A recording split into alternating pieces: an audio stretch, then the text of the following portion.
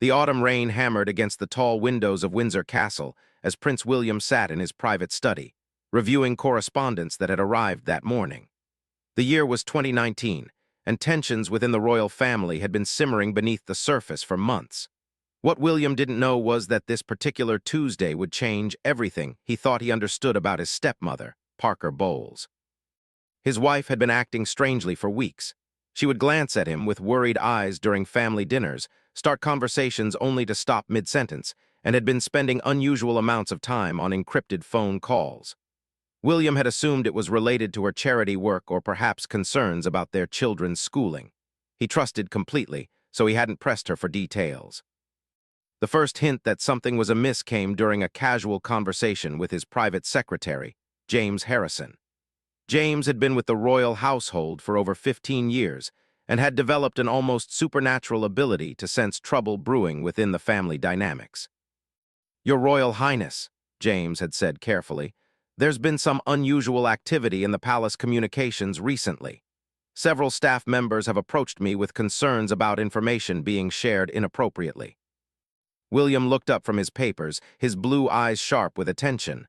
"What kind of information?" James hesitated, clearly uncomfortable with the implications of what he was about to share. "Private family matters, sir.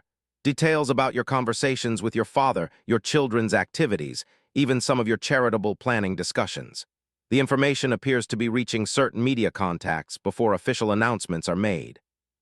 The prince felt a cold knot forming in his stomach. Palace leaks were nothing new, but this sounded more systematic, more deliberate. "Do we have any idea where these leaks are originating?" "That's what's troubling, sir.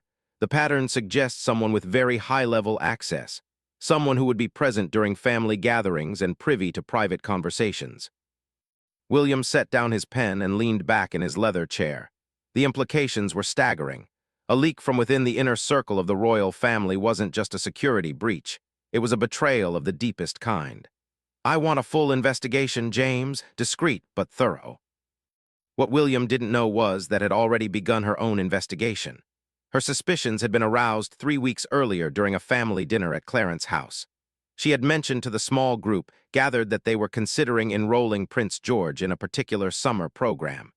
The conversation had been intimate, including only Charles, William, and herself.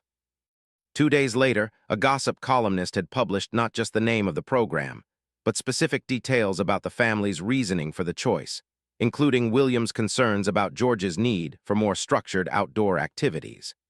The article had quoted a source close to the family, with information that could only have come from someone who was present during that private conversation.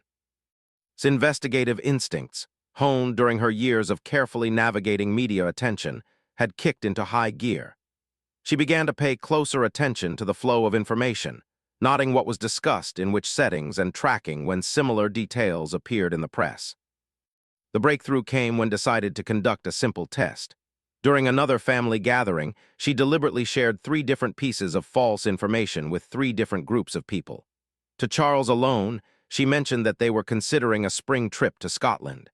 To the household staff, she suggested they might redecorate the nursery at Kensington Palace. And during what appeared to be a casual conversation about the children's activities, she mentioned that they were thinking about enrolling Charlotte in a specific dance class in London.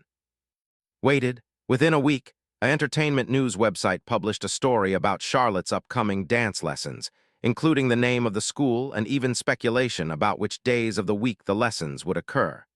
The other 2 pieces of false information never appeared anywhere. The realization hit like a physical blow.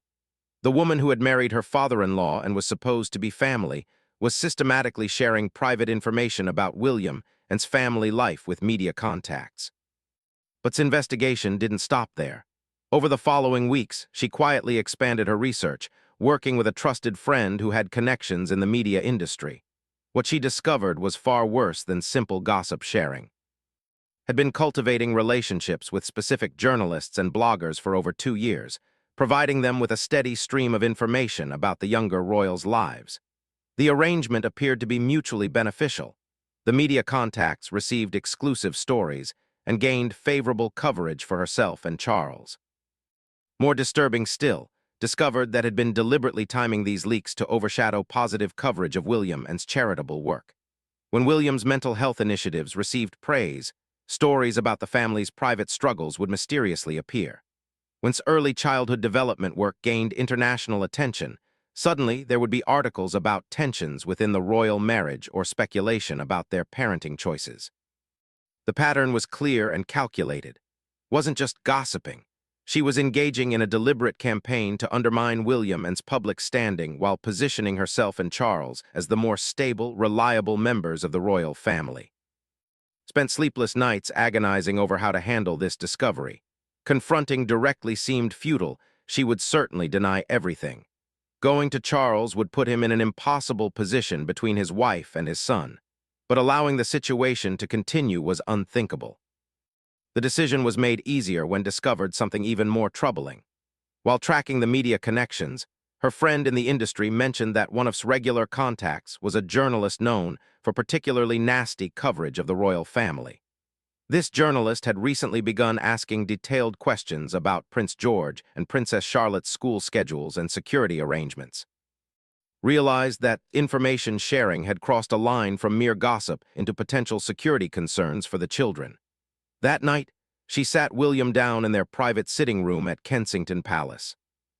"I need to tell you something," she began, her voice steady despite the magnitude of what she was about to reveal. "And I need you to promise me you'll hear me out completely before you react." William looked at his wife's serious expression and felt that familiar knot of dread in his stomach. "What is it?" Took a deep breath and began to lay out everything she had discovered over the past month. She showed him the timeline of conversations and corresponding media stories. She explained her deliberate test with the false information. She detailed the network of media contacts and the pattern of stories designed to undermine their work. As spoke, William's expression shifted from concern to disbelief to a cold, quiet fury. When she finished, the room fell silent except for the ticking of the antique clock on the mantelpiece. "You're absolutely certain?" he asked finally. "I have documentation, William. Dates, publications, even some of the original messages between and her contacts that my friend was able to obtain through industry connections." William stood and walked to the window, looking out at the London skyline. His mind raced through years of interactions with, reframing conversations and incidents in light of this new understanding. Small comments that had seemed innocent now took on sinister meanings. Her unusual interest in their private plans, her pointed questions about the children's activities, her way of steering conversations toward topics that later appeared in gossip columns. "What do you want to do?" asked quietly. William turned back to his wife, and she was surprised to see something unexpected in his expression. Alongside the anger and betrayal, there was something that looked almost like relief. "I want to see the evidence," he said. "All of it, and then I want to plan exactly how we're going to handle this." Nodded and retrieved a folder she had been keeping locked in her personal safe. As William reviewed the meticulously documented timeline of betrayals, a strange calm settled over him. For months, he had sensed something was wrong within the family dynamic but couldn't identify the source. Now, finally, he had answers. The evidence was overwhelming and undeniable. Had been systematically betraying their trust for years, and she had been clever about it, ensuring that the information she shared could never be traced directly back to her. But methodical investigation had exposed the pattern clearly. As William read through the documentation, he began to formulate a plan. This wasn't just about confronting. It was about protecting his family's privacy and security going forward. It was about ensuring that his children could grow up without having their private moments broadcast to the world by someone who was supposed to love and protect them. The next morning, William called James Harrison into his office. "I need you to arrange a meeting," he said. "Family only, this weekend at Windsor, and James, make sure it's completely private, no staff present except security." James nodded, recognizing the serious tone in the prince's voice. "Of course, sir. Should I inform their royal highnesses of the agenda?" William smiled, but it didn't reach his eyes. "Just tell them we need to discuss some family matters. I think that will be quite sufficient." As James left to make the arrangements, William looked out at the gardens of Kensington Palace, where his children would be playing later. They deserved better than to have their childhood exploited for media manipulation. They deserved a family they could trust completely. The confrontation was coming, and William felt surprisingly ready for it. He had spent his entire life navigating the complex dynamics of royal life, but this was different. This was personal. This was about protecting the people he loved most from someone who had pretended to be family while actively working to undermine them. Appeared in the doorway of his study, holding 2 cups of tea. "How are you feeling?" she asked, setting 1 cup on his desk. William looked at his wife, grateful for her intelligence, her loyalty, and her fierce protectiveness of their family. "Honestly, I feel like we're finally going to get some answers and some justice." The weekend couldn't come fast enough. The drive to Windsor Castle on Saturday morning was unusually quiet. William sat in the passenger seat of their Range Rover while drove, both lost in their own thoughts about the confrontation ahead. The evidence folder sat in his handbag like a loaded weapon, ready to expose years of calculated deception. They had spent the previous evening preparing for every possible response might have. Denial was expected, of course. Claims that the evidence was circumstantial or coincidental were also likely. What they hadn't anticipated was how they would feel when they actually saw her face to face, knowing what they now knew. The castle staff greeted them with their usual warm professionalism, but William couldn't shake the feeling that everything had changed. How many of these loyal employees knew about the leaks? How many had been questioned by journalists seeking confirmation of stories that had planted? Charles and were already in the oak drawing room when William arrived. Charles looked relaxed, clearly expecting a routine family discussion about upcoming events or charitable commitments. Sat beside him on the antique sofa, impeccably dressed as always, her smile warm and welcoming. "William, wonderful to see you," said, rising to greet them with air kisses. "I was just telling Charles how much I enjoyed our dinner last week. Charlotte is becoming such a delightful conversationalist." The casual mention of their daughter sent a flash of anger through William, but he maintained his composure. "Yes, she does love our family gatherings," he replied evenly. Charles poured tea from the silver service, a ritual that had played out hundreds of times in this same room. "I thought we might discuss the Christmas arrangements today," he said. "The guest list is getting quite complex, and I want to make sure everyone's comfortable with the plans." "Actually, Father," William said, settling into the chair across from the sofa, "and I have something else we need to discuss with you and first." Something in William's tone caused Charles to pause, the teapot still in his hands. "Oh, what kind of matter?" William looked at, who gave him an almost imperceptible nod. "We've discovered that private family information has been systematically shared with the media over the past 2 years. Personal details about our children, our marriage, our charitable work, and our private conversations." The room fell silent. Charles carefully set down the teapot, his expression shifting from casual interest to serious concern. "That's a very serious accusation, William. Do you have evidence of these leaks?" "We do," said quietly, reaching for her handbag. "Quite a lot of evidence, actually." His reaction was subtle but telling.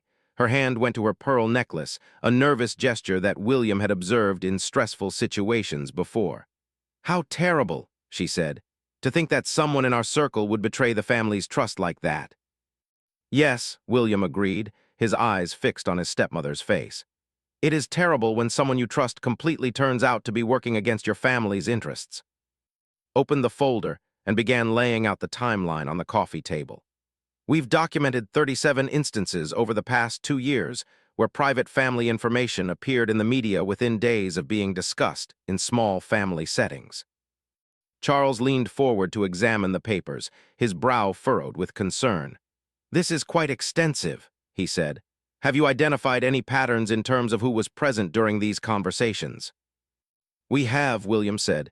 "In fact, the pattern is remarkably clear." For the next 20 minutes, walked Charles through the evidence with the precision of a prosecutor presenting a case. She showed him the timeline correlating family conversations with media stories. She explained her deliberate test with false information and its results. She detailed the network of media contacts and the strategic timing of leaks to overshadow positive coverage of William and's work. Throughout this presentation, remained silent, but William watched her carefully. He could see the wheels turning in her mind, calculating responses and potential escape routes. When mentioned the security concerns related to information about the children's schedules, his composure finally cracked slightly. "This is all very interesting," said, her voice than usual. "But surely you're not suggesting that someone in this room would do such a thing? We're family, William." "Are we?" William asked quietly. The question hung in the air like a challenge. Charles looked between his wife and his son, clearly struggling to process what he was hearing. "William," Charles said carefully, "if you have specific suspicions about the source of these leaks, I think you should state them clearly." William looked directly at. "The evidence points to you. The pattern of information that was leaked corresponds exactly to conversations where you were present and excludes conversations where you were not." "That's absurd," replied, but her voice lacked conviction. "I would never betray this family's privacy. I've spent years trying to earn my place here." "Have you?" asked, her tone remaining calm and factual. "Because the evidence suggests you've been actively working to undermine William and me while positioning yourself and Charles more favorably." Pulled out another set of documents. "We also have records of regular communications between you and 3 different entertainment journalists, including who specializes in negative royal coverage." At the mention of his name, his face went pale. Was known in media circles as particularly vicious in her coverage of the younger royals, and her connection to would be impossible to explain away innocently. Charles had been studying the evidence in shocked silence, but now he looked up at his wife. "Is this true?" The moment stretched out endlessly. William could see weighing her options, considering whether to continue denying or to try a different approach. "Charles," she said finally, "you have to understand the pressure I've been under. The media has been so cruel to me over the years, and when reached out offering to tell my side of things, I thought it might help." It wasn't a full confession, but it was close enough. Charles's face had gone very still, the way it did when he was deeply angry but trying to maintain control. "So you did share information about my son's family?" Charles asked. "I may have mentioned some things in casual conversation," said, shifting tactics toward minimization. "But I never intended for it to be used maliciously. Assured me she just wanted to present a more balanced view of royal family life." William felt something cold and sharp settle in his chest. Even now, caught red-handed, was trying to manipulate the situation, to present herself as the victim. "A balanced view?" he asked, his voice dangerously quiet.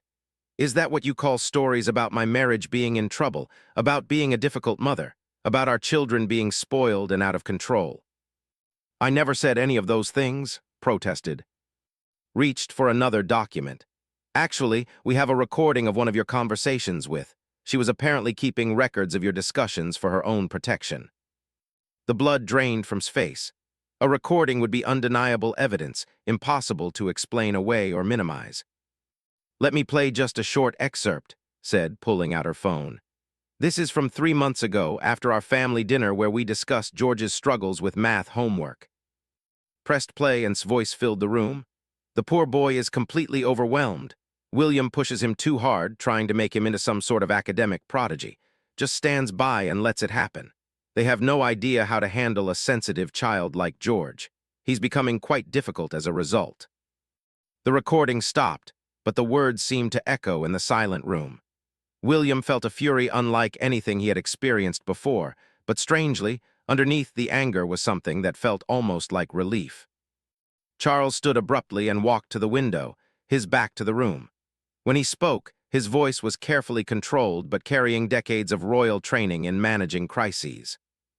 "I need you to explain to me exactly what you thought you were doing."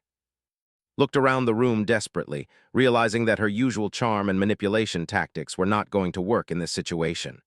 "Charles, please, you have to understand. I was trying to protect our family.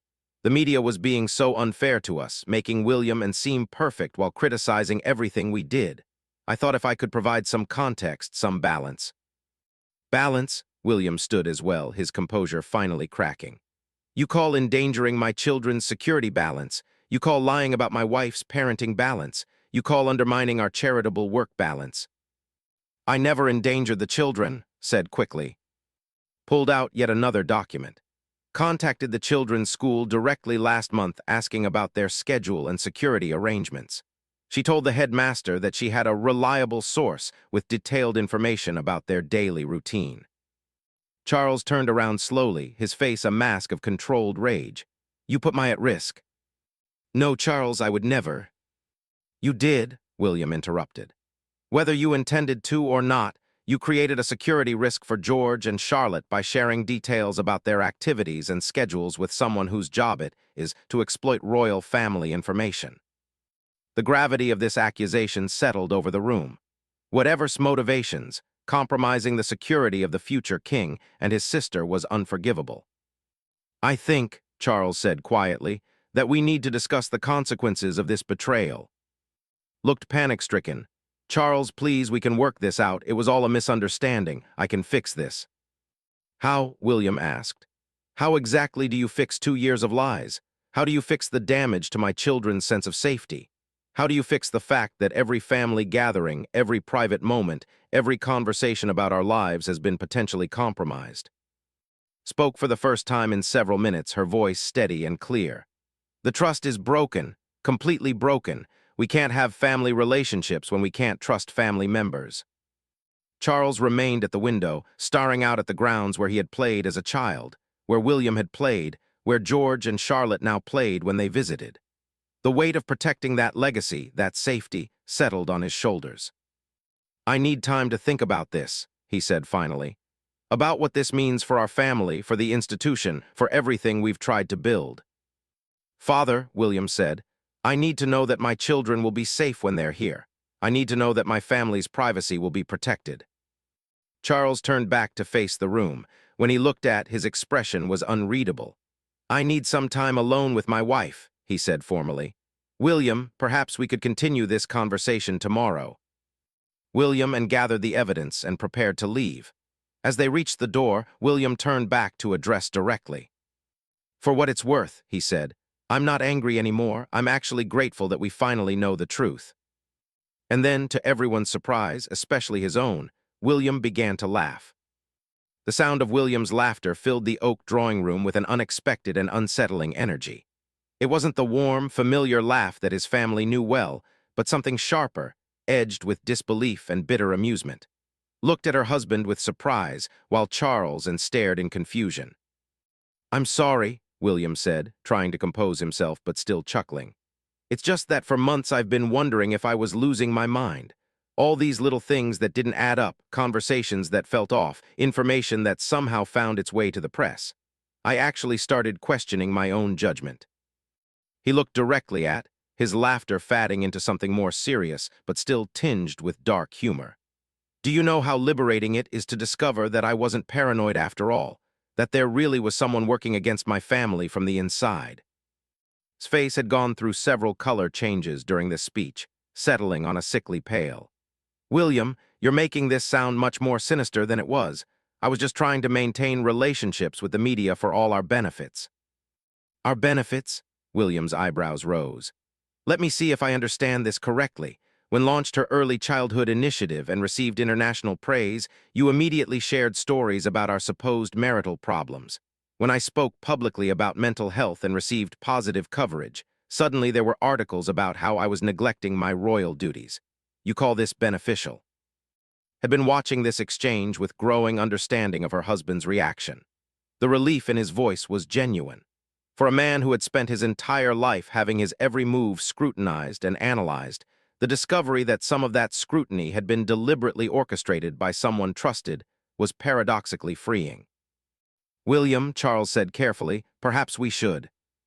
No, Father, let me finish, William interrupted, his voice gaining strength. This is actually quite remarkable when you think about it, has been playing a game that none of us even knew existed.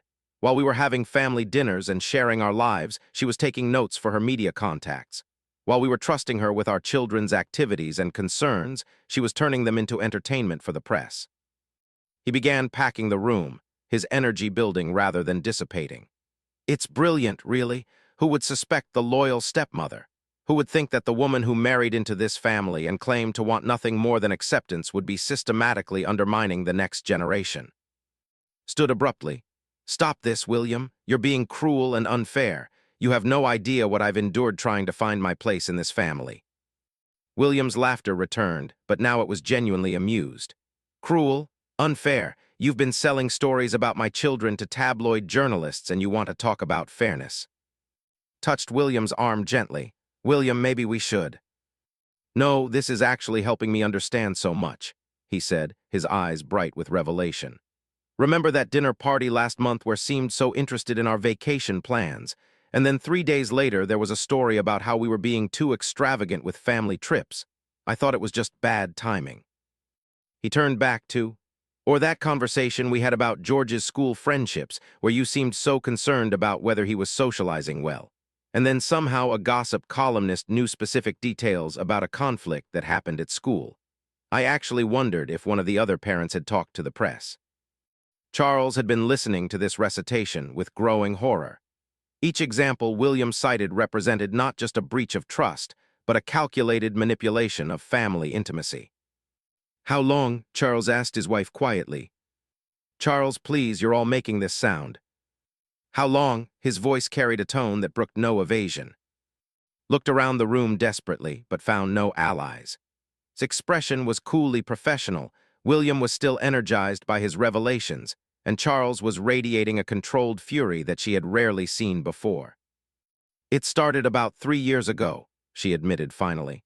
Approached me at a charity event. She said she was tired of the negative coverage I was receiving and wanted to tell a more balanced story. 3 years, William repeated, shaking his head in amazement. George was only 5 years old. Charlotte was barely walking. You've been commodifying my children's childhood since they were Bobbies. That's not how it was, protested.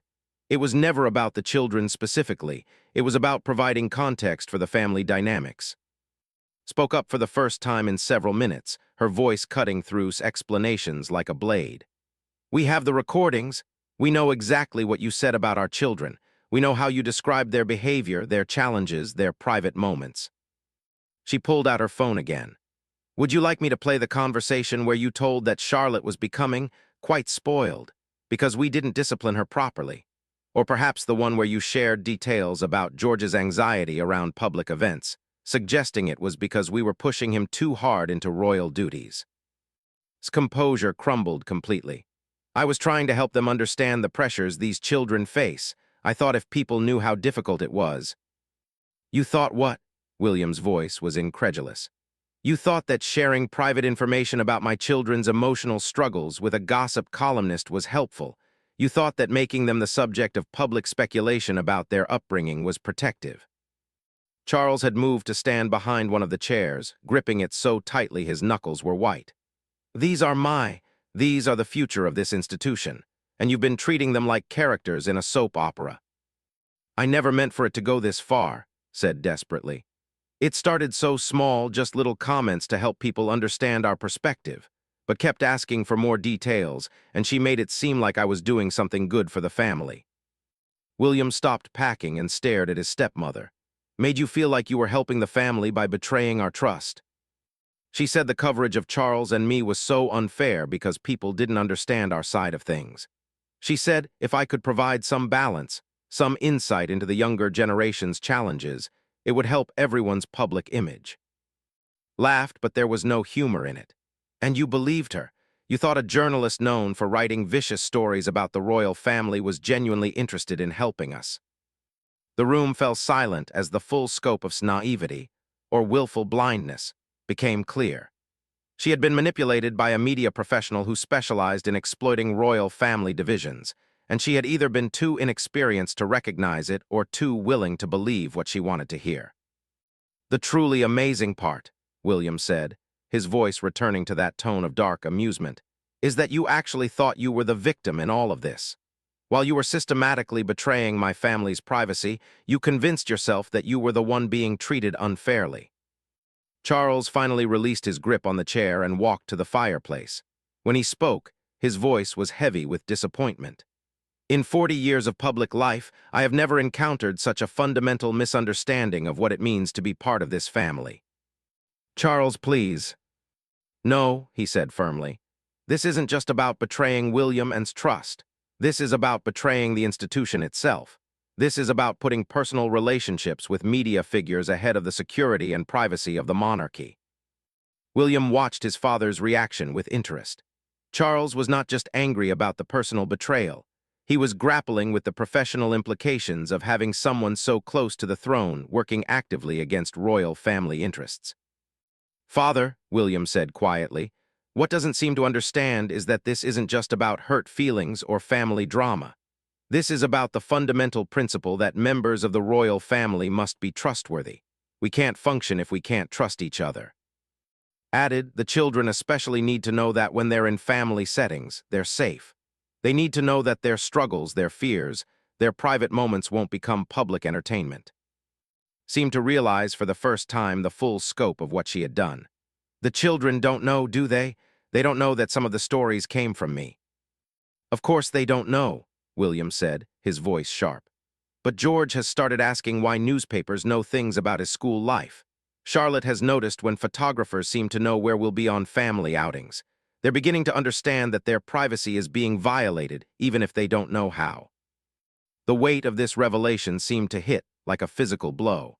Whatever she had told herself about her motivations, she was now confronted with the reality that her actions had directly affected her step's sense of security. "I can fix this," she said desperately.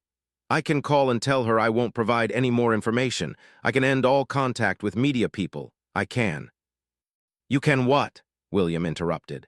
"You can publish the stories that have already been written. You can give my children back their sense of privacy. You can somehow restore trust that has been systematically destroyed over 3 years."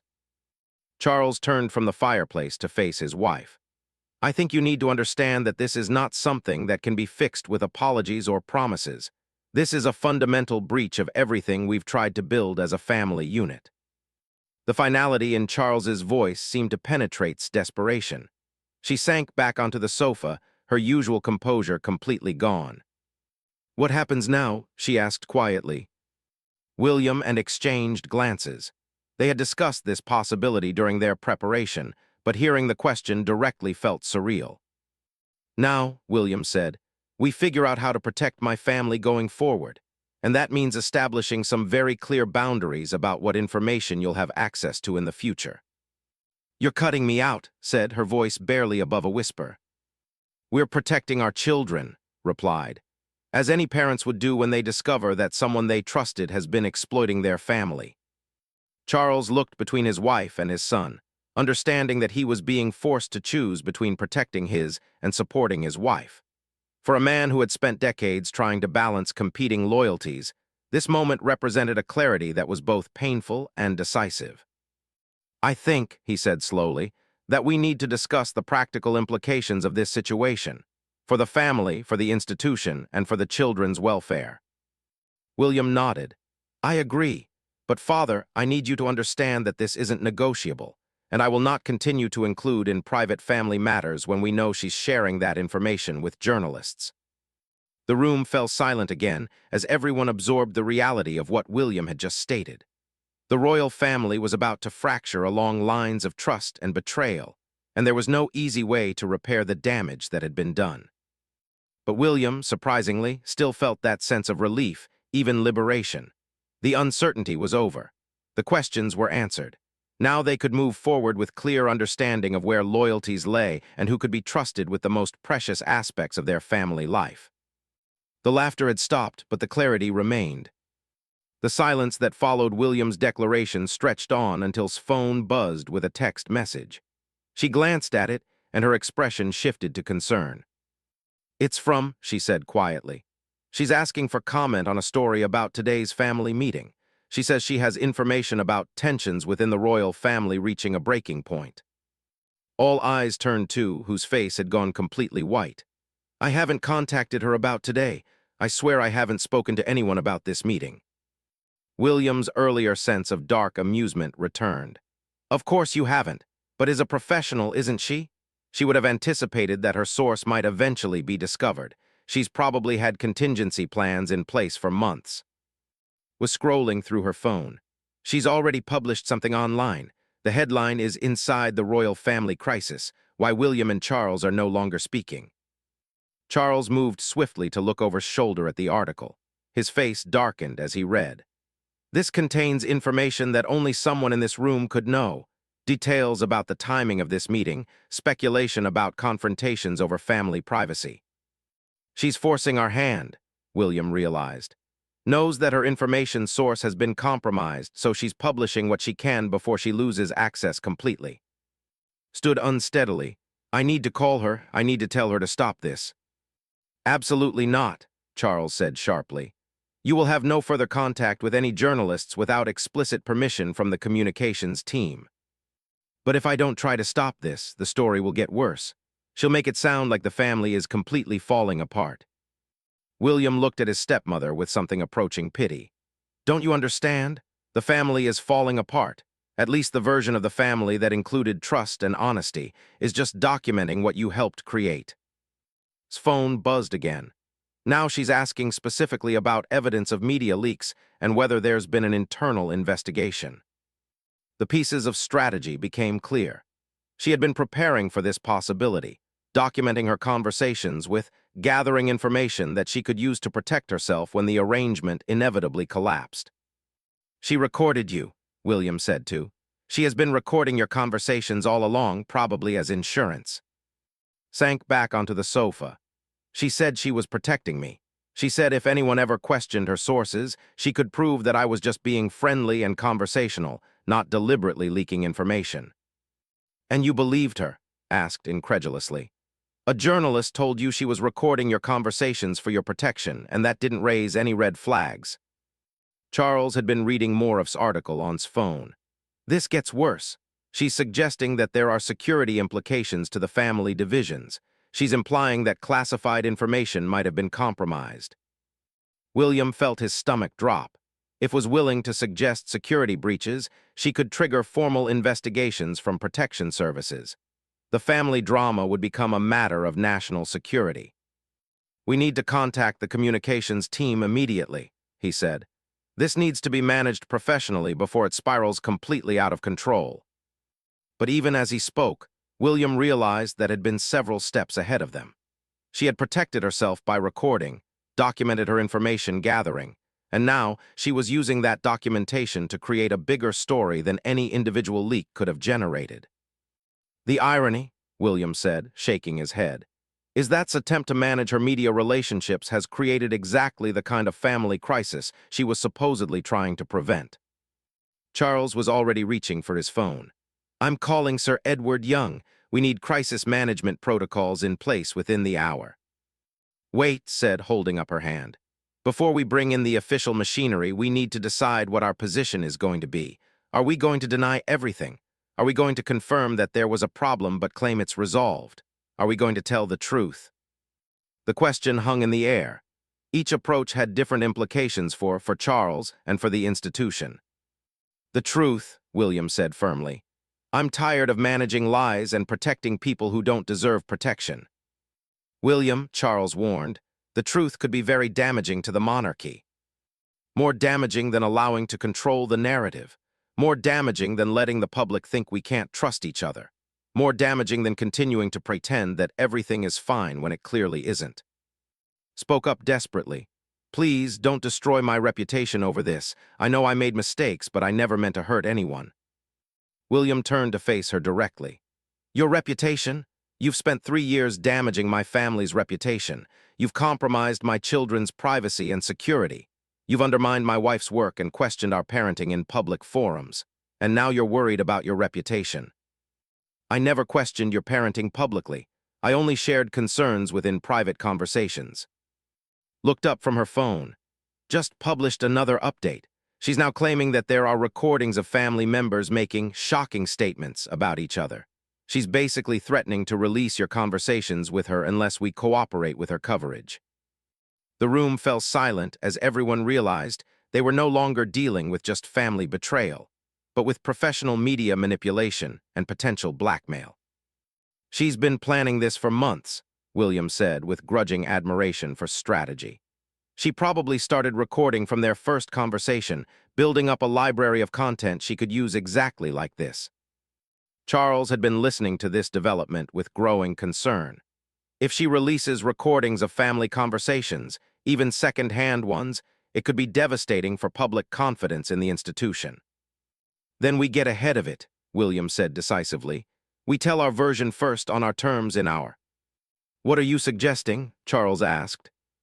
I'm suggesting we release a statement acknowledging that there was a security breach involving unauthorized sharing of family information, that the breach has been identified and stopped, and that appropriate measures are being taken to prevent future incidents.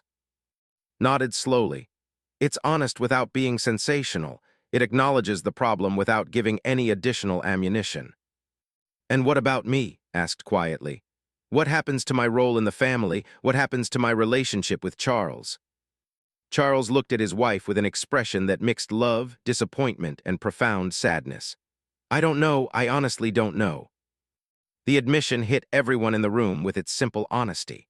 Charles wasn't just dealing with a family crisis.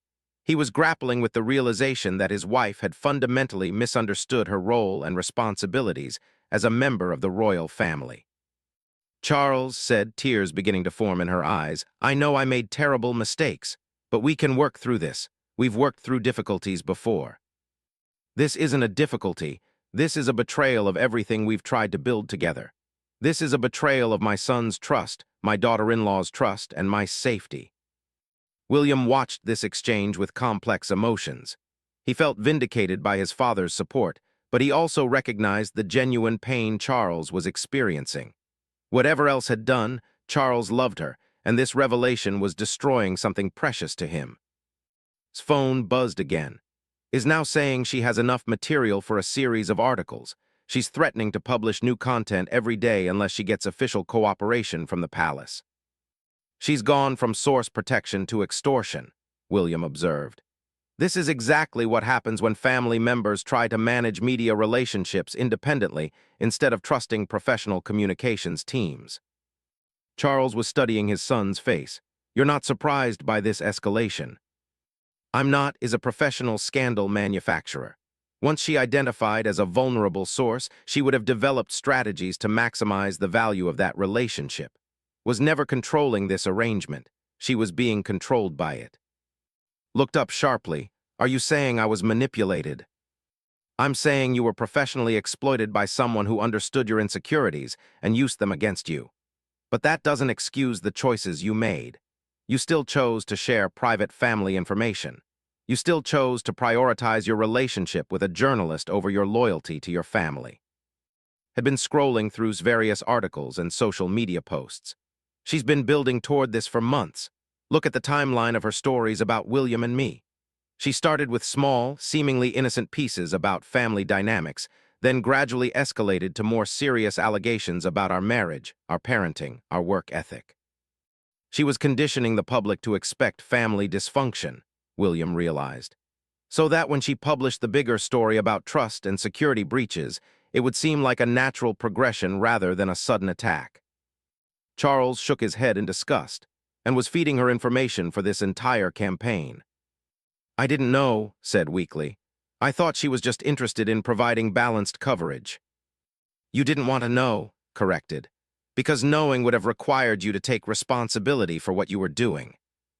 The harsh truth of this statement settled over the room.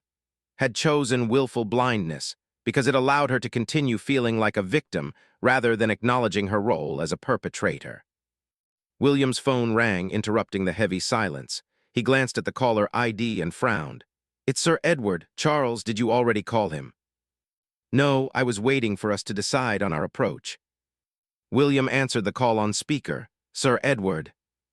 "Your Royal Highness, I'm calling because we've received inquiries from multiple media outlets about a family meeting at Windsor today. Appears to be shopping a story about internal royal family conflicts and security breaches. I need to know immediately what we're dealing with." The four people in the oak drawing room looked at each other, realizing that their private family crisis was about to become a very public institutional challenge. "Sir Edward," William said carefully, "we need to schedule an emergency communications strategy meeting. Can you be here within the hour?" "I'm already in the car, sir." I took the liberty of assuming this was urgent when I started receiving calls from journalists claiming to have recordings of family conversations. William closed his eyes briefly. Hadn't just threatened to release recordings. She had already started sharing them with other journalists to create a feeding frenzy. "We'll see you shortly," he said, ending the call. The room was quiet for a moment before Charles spoke. "Well, I hope you're satisfied with the media relationships you've built, because they're about to consume everything we've worked to protect." But even as he said it, William felt that strange sense of relief returning. The uncertainty was over. The pretense was over. Now they would deal with the consequences honestly and directly, which was something the royal family had always done best when forced to confront reality. The game was ending, but at least now everyone knew the rules. Sir Edward Young arrived at Windsor Castle with the efficiency of a man who had managed royal crises for over a decade. His briefcase contained tablets, phones, and documents that would help navigate what was rapidly becoming one of the most complex media situations the royal family had faced in recent years. He entered the oak drawing room to find 4 people who looked like survivors of a battle. Charles sat stiffly in his chair, appeared to have been crying, was focused intently on her phone, and William had the slightly manic energy of someone operating on pure adrenaline. "Your Royal Highnesses," Sir Edward said with a brief bow, "I need to understand exactly what we're dealing with before I can advise on our response strategy." For the next 30 minutes, William and walked Sir Edward through the evidence of media relationships, the recordings that possessed, and the escalating series of articles that had been published throughout the day. Sir Edward listened without comment, occasionally making notes on his tablet. When they finished, he looked around the room gravely. "This is manageable," he said finally, "but it requires immediate action and complete honesty from all parties involved." Looked up hopefully, "You can fix this." "I can manage the communications aspects," Sir Edward replied carefully, "but the family relationships will need to be addressed separately. My job is to protect the institution and minimize damage to the monarchy's reputation." He turned to William. "Your instinct to get ahead of the story is correct, is operating on a timeline designed to maximize damage. We need to disrupt that timeline." "What are you suggesting?" Charles asked. "A controlled release of information that acknowledges the security breach without providing additional material for speculation. We confirm that unauthorized sharing of family information occurred, that it has been stopped, and that appropriate measures have been implemented." Looked up from her phone. "Just published another piece. She's claiming that Palace Security is investigating possible criminal violations related to sharing protected information about the children." Sir Edward's expression darkened. "She's escalating faster than I anticipated. If she's suggesting criminal activity, she's trying to force law enforcement involvement." "Is that possible?" William asked. "Could sharing information about George and Charlotte's schedules be considered a criminal matter?" "If it compromised their security arrangements, yes. The Protection Command takes threats to royal family members very seriously, even indirect ones." The room fell silent as everyone realized that actions might have crossed legal boundaries, not just personal ones. "I never shared specific security information," said desperately. "I only mentioned general activities, places they might visit." Sir Edward looked at her directly. "Mrs. Parker Bowles, I need you to understand that you're no longer just dealing with family disappointment.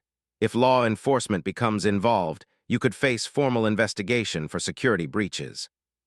The color drained from his face. "Criminal charges." "It's possible. The specific details of what you shared and how it was used would determine the legal implications."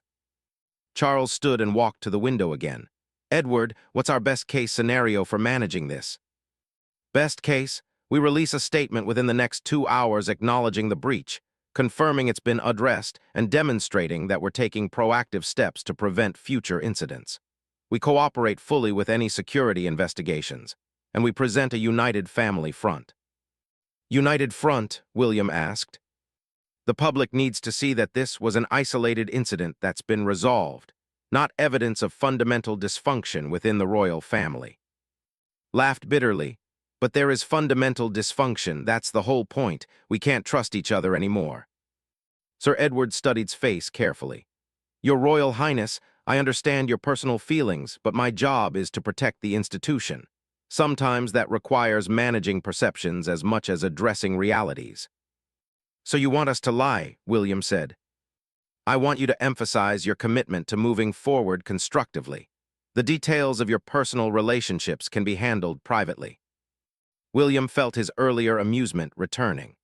The institutional machinery was already working to minimize and contain the crisis, to protect the monarchy even at the cost of acknowledging the full scope of the betrayal.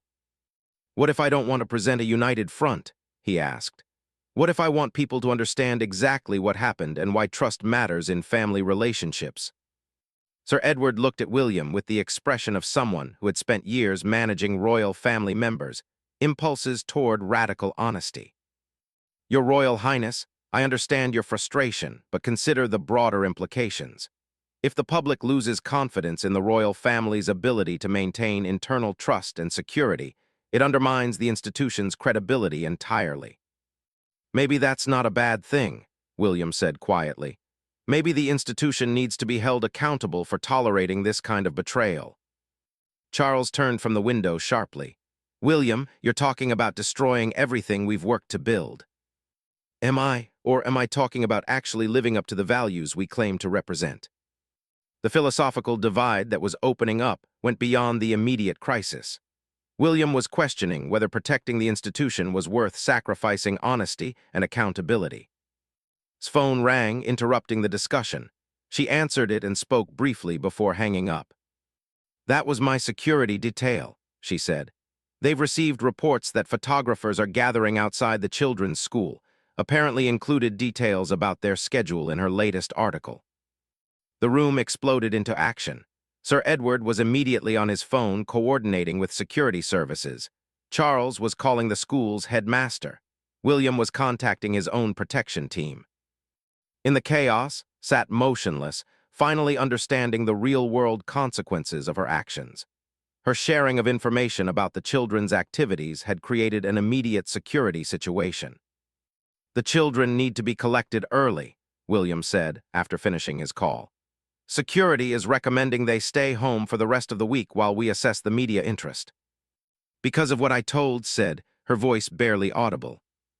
"Yes," William replied without sympathy. "Because you gave a hostile journalist detailed information about my children's daily routines." Sir Edward finished his calls and turned back to the group. "Security Command is treating this as a credible threat. They're implementing elevated protection protocols for Prince George and Princess Charlotte." "For how long?" asked. "Until they determine that media interest has subsided, and there's no elevated risk from the information that was disclosed." Charles looked at his wife with an expression of complete devastation. "Do you understand what you've done? My are now at risk because of your need to impress a journalist." Began crying in earnest. "I never meant for this to happen. I thought I was just having normal conversations." "Normal conversations?" William's voice was sharp. "You call secretly recording discussions about children's activities and sharing them with tabloid journalists normal?" Sir Edward intervened. "Your Royal Highnesses, we need to focus on immediate crisis management. The personal recriminations can be addressed after we've contained the public damage." He pulled out his tablet and began outlining the communications strategy. "We release a statement in 1 hour acknowledging that unauthorized information sharing occurred, confirming that enhanced security measures are in place, and stating that appropriate actions are being taken to prevent future incidents." "What about's role?" asked.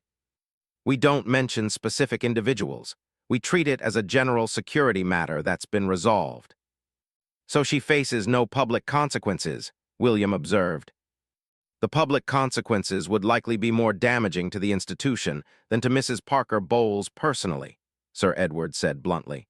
"The focus needs to be on demonstrating that the royal family takes security seriously and can manage internal challenges effectively." William looked around the room, seeing the machinery of institutional protection already working to minimize accountability while maximizing the family's apparent unity. But then his phone buzzed with a text from George's protection officer. "Young man is asking why there are photographers at school, wants to know if he did something wrong."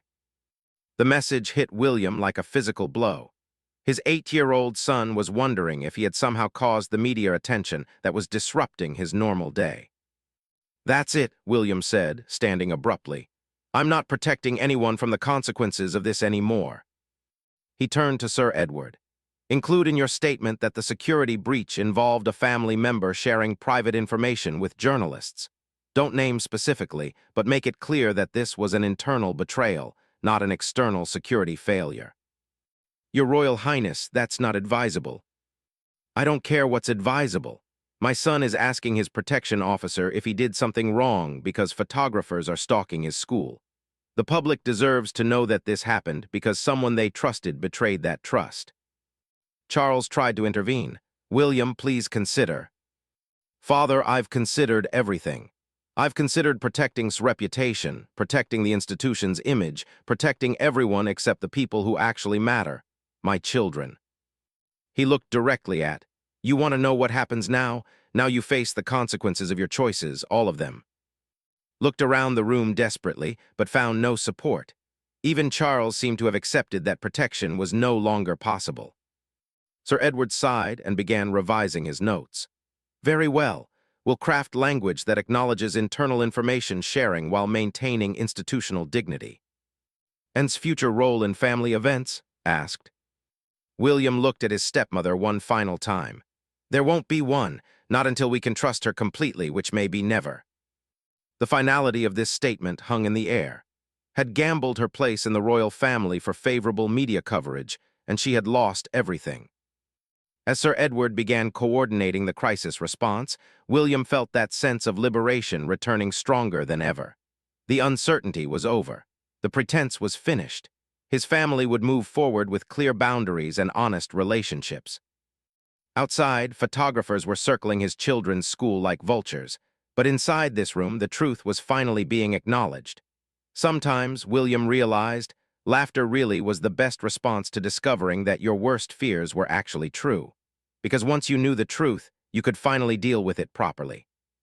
The game was over, and for the first time in months, William knew exactly where he stood.